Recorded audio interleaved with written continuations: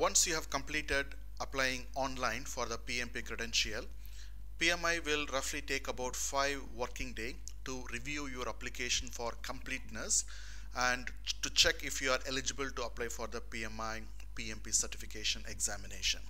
If you are in fact eligible to appear for the exam, you will get an email notification that you are eligible to appear for the examination. So that is basically what we call as eligibility email from PMI. Now the day from you receive this PMI eligibility letter, you will have 1 year time to make the exam fee payment online and also to schedule and take your exam. So the eligibility is valid for 1 year from the date of receiving the email from PMI that you are eligible to take the examination. All right. So what happens is, let's say, once you log in to your PMI website, you can go to My PMI. It will take you to the PMI dashboard. On this particular part of the screen, you will see the certification status, and if you can see that my certification status is continue working on your application, because I haven't submitted the application yet. But if you had submitted your application and if the PMI had approved it, your status would say that your application is approved. So once you click that link, it will take you to certification.pmi.org, where you can see the information here. Your application is approved and you can make the payment now. So all you have to do is click the link to make the payment. You will be paying $405 if you are a member of PMI. If you're not a member of PMI, you will pay $555.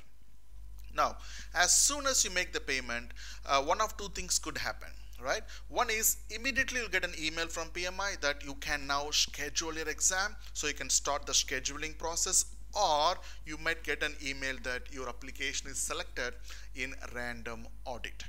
Now, what you should do to satisfy the audit requirement.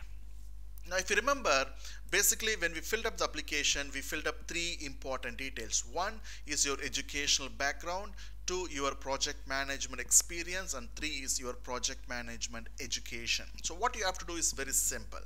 Take a photocopy of your educational background, your bachelor's or master's or high school or associate degree, whatever it is. Just take the photocopy of your final diploma. Then take a photocopy of your project management training certificate which you received from the institute where you have done your PMP exam preparation training or any project management training, which sums up to 35 contact hours.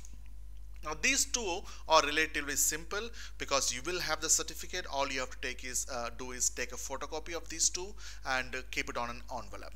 The third one is to complete your experience verification. Now what you have to do for this is, let's suppose for 36 months, assume you have a bachelor's degree, you had showed your 36 months of project experience across 3 different projects. Okay, so all you have to do is the information what you filled in when you applied for the PMP credential will come back to you for download at this area. You can see that your application is selected for audit, and you can download the experience verification form in a PDF format from this section.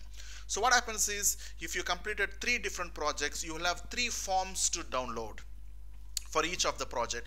All you have to do is take that form, go to your employer, go to your supervisor, or go to your colleague who knows that you did work on the project and the information what you filled in the application is true.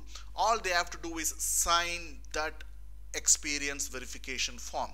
You don't need experience letters from the company. You just have to get it signed from your supervisor or your employer or your colleague. Now, for example, there could be so many ifs and buts here. What if the supervisor is not working in that company? Now, what if the company itself is non-existent? What if the company is in some other country? Nobody is there to support you. So there could be so many ifs and buts.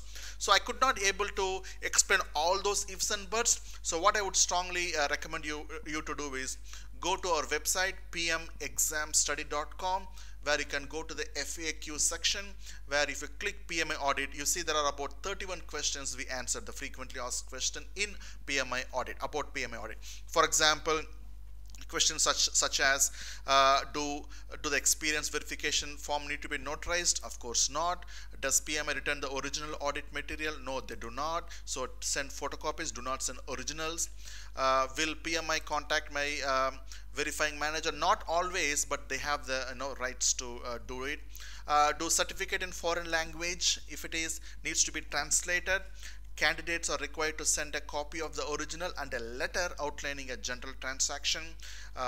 Then are photocopies of educational certificate is sufficient? Yes, it is sufficient. What happens in case of a failed audit? In case if you could not able to submit all the required documentation, you will get the refund, but you will not get the entire refund. There will be some administrative charges. All right. So some of the other question is, let's say here it is.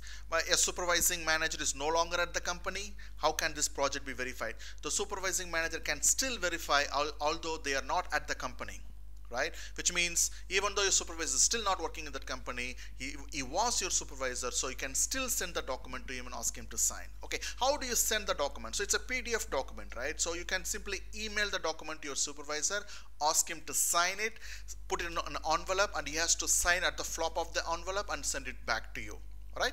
So basically what you need to do is, you need to have the photocopy of your education and photocopy your project management training and experience verification form for each of the project to be signed, put it on an envelope and seal it and sign where you sealed your envelope across the flop, right? Then what you should do, all the three documents you have to put in another big envelope and send it to PMI, Project Management Institute, through courier. There are no other choice. You cannot email them, you cannot attach them, you cannot upload them. You have to send it through the hard copy to PMI by courier or speed post. All right. So what then PMI does is, PMI takes roughly about a week time to see if all the documents are in order. If it is, then you will get an eligibility email. All right, then you can able to see in this section your audit has been successfully completed. You can now schedule your exam. So once you complete making the payment, you may or may not be selected for audit. If you are selected for audit, you have to complete the audit process.